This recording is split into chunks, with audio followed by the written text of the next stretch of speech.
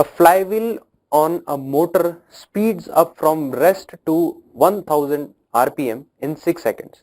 The number of revolution made is nearly 200, 150 or 20. It is quite class 11th kind of question. We can solve it directly. Here speed is given 1000 rpm, that means 1000 revolution per minute. Since final answer is asked in revolution, so we will convert this into revolution per second just by dividing it by 60. So it is speed final and speed initial is given 0 since it is started from rest. Now to calculate number of revolution or theta, we must or we can use a formula, that is omega final square is equal to omega initial square plus 2 alpha theta. But here in this formula alpha is unknown, again we cannot use, but there is a data given that it reaches from 0 to 1000 by 60 in just 6 seconds. So we can use one formula, omega final is equal to omega initial plus alpha into t. Omega final is 1000 divided by 6 is equal to 0 plus alpha into time. Time is 6 seconds, so we can write it as 6. So alpha will be equal to 1000 divided by 6 into 60 into 6. It is revolution per second square. Now from the help of this alpha we can use this formula, or we can use another formula, theta is equal to omega initial t plus half alpha t square. What is theta? That is what we need to calculate. Omega initial is 0, so 0 plus half into, what is alpha? Alpha is 1000 divided by 60 into 6 and time is 6 seconds, so 6 square. From here we'll get final answer as theta equal to 1000 divided by 20, that is 50 revolution, and option is C. So our final answer will be option C, that is 50 revolution. Consider the following statements. For a component made of ductile material, the failure criteria will be: first, endurance limit if the external force is fluctuating; second, fatigue if the external force is fluctuating; third, yield stress if external force is static. Now the failure criteria as stated in statement number 1, endurance limit if external force is fluctuating, it is correct. Whenever we have this fluctuating kind of loading, we use endurance limit to find whether our material will survive or not. Now fatigue is a phenomena in which we use endurance limit. So fatigue is not the criteria, fatigue is a process which we learn, so fatigue is wrong answer. In fatigue itself we use endurance limit to calculate whether the material will survive or not. Third, yield stress if the external force is static, that is correct. For all the static loadings we use yield stress to find the failure criteria.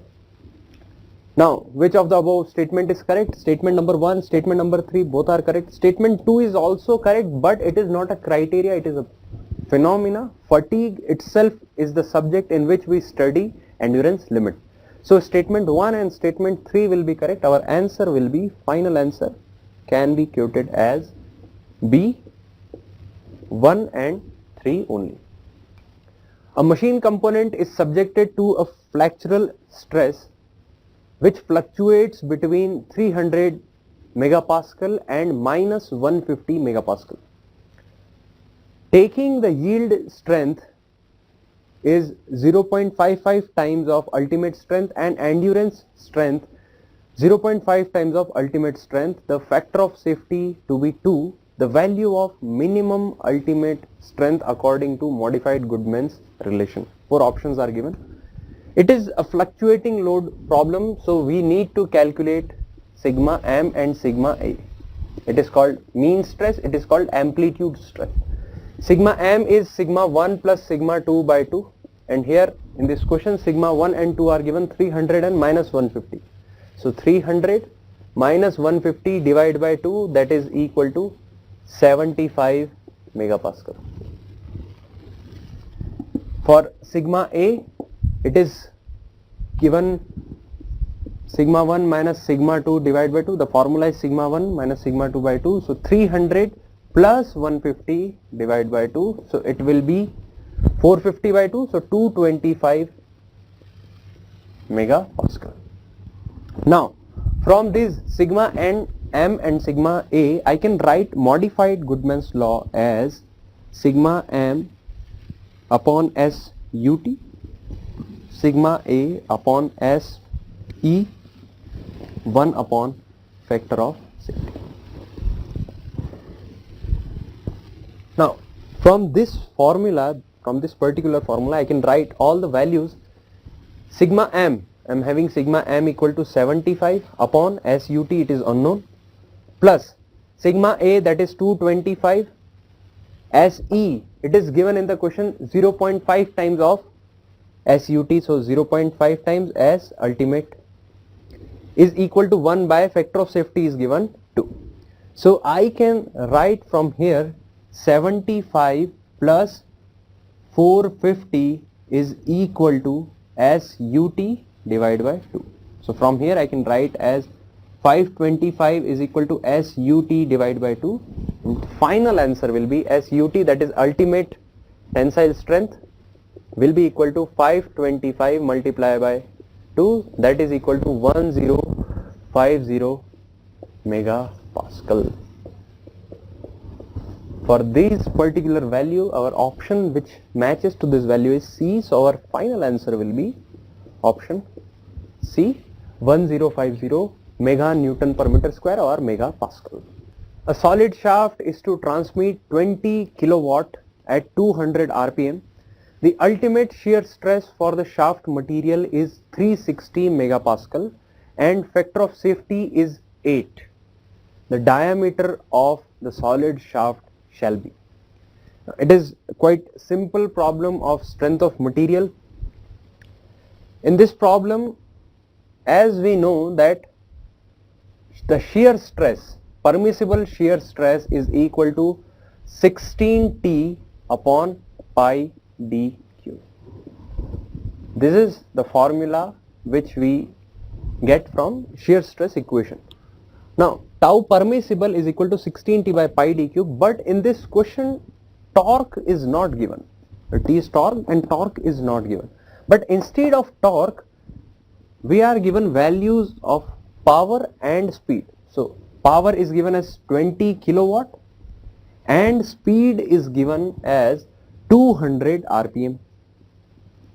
From these two data, it is possible to calculate torque. As we know, power is equal to torque into omega. So we can write as 20 into 10 power 3, 20 into 1000 watt is equal to torque multiplied by 200. It is in rpm, I need to convert this term into radian per second so that SI unit is maintained. Now from this particular equation, I will find torque as equal to 20 into 1000 divided by 200 into 2 pi multiplied by 60. After solving this equation, even you can use approximation if you want. Use approximation and you will find 954.9, around 954.9 Newton meter. So it is the torque which I have found from these particular values of power and speed. Now torque is already with me. Now tau permissible, it is again a value which I must know to find diameter. Now I know that the material is given with ultimate shear stress, its strength is 360 megapascal. So tau maximum which this material can withstand is 360 megapascal. It is maximum strength. Okay.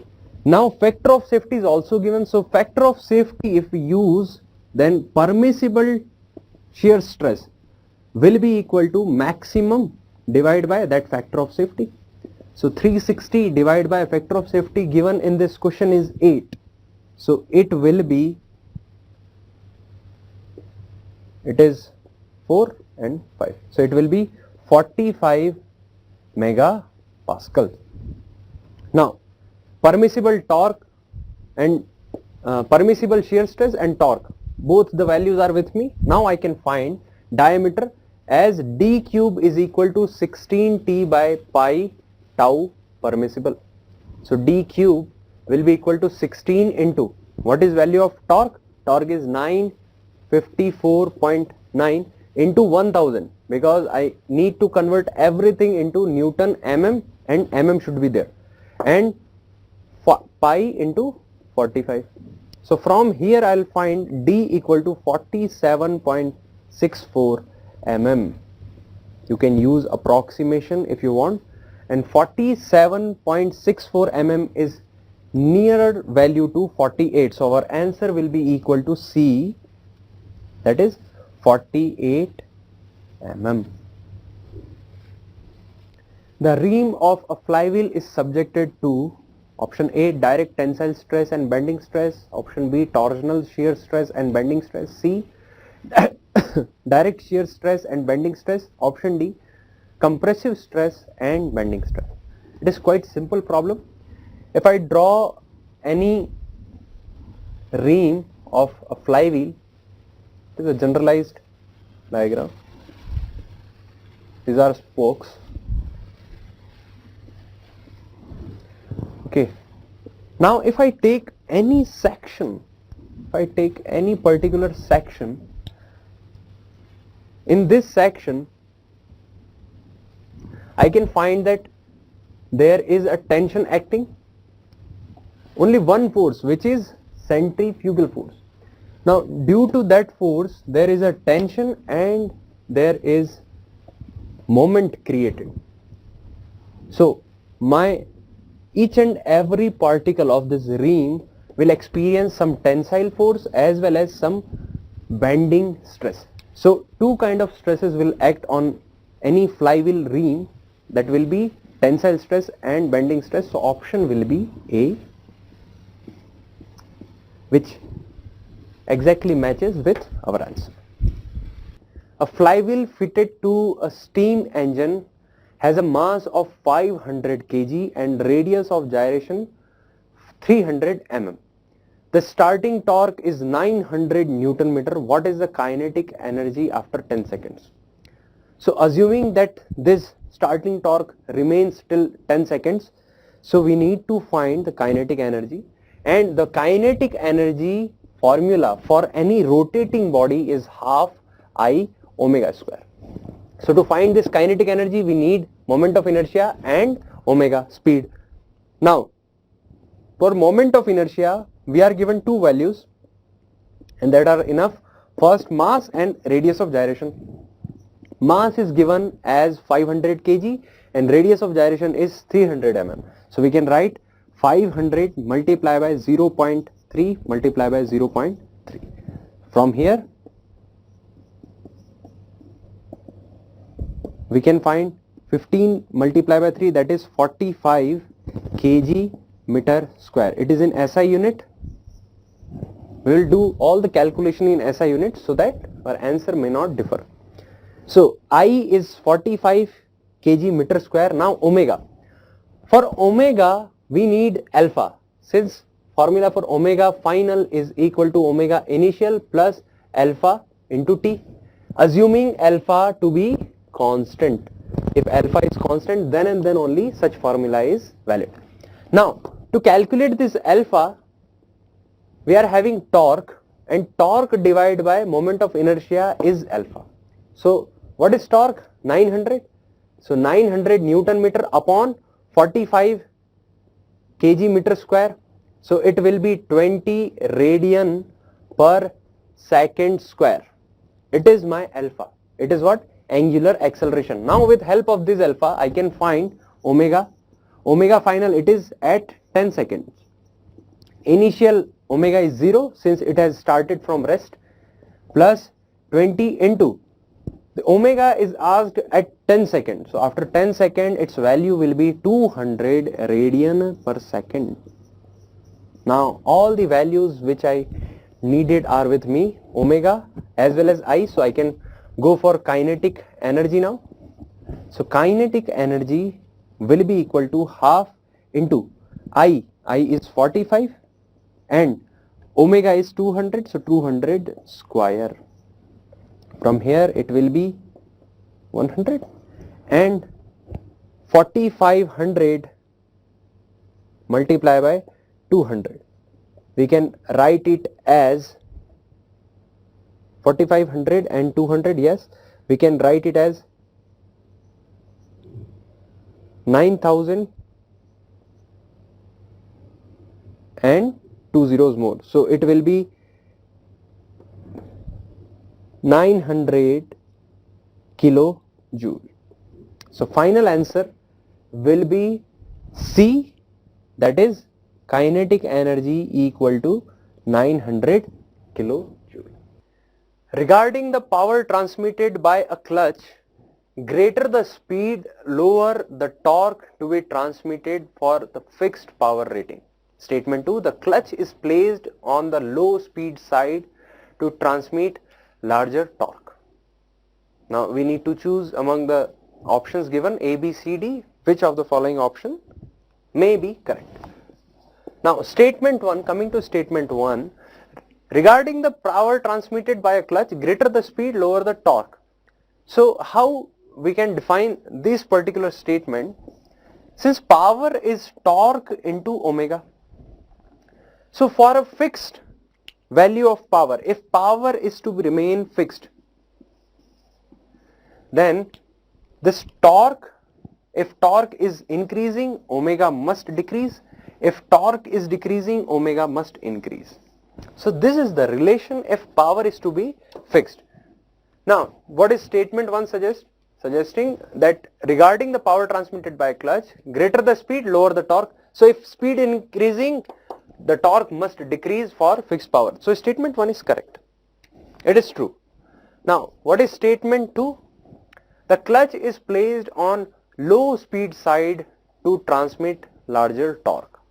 Now if clutch is placed at low speed side, that means if speed is low, torque must be high at that side.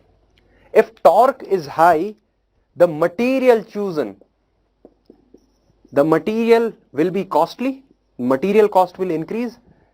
At the same time, the dimensions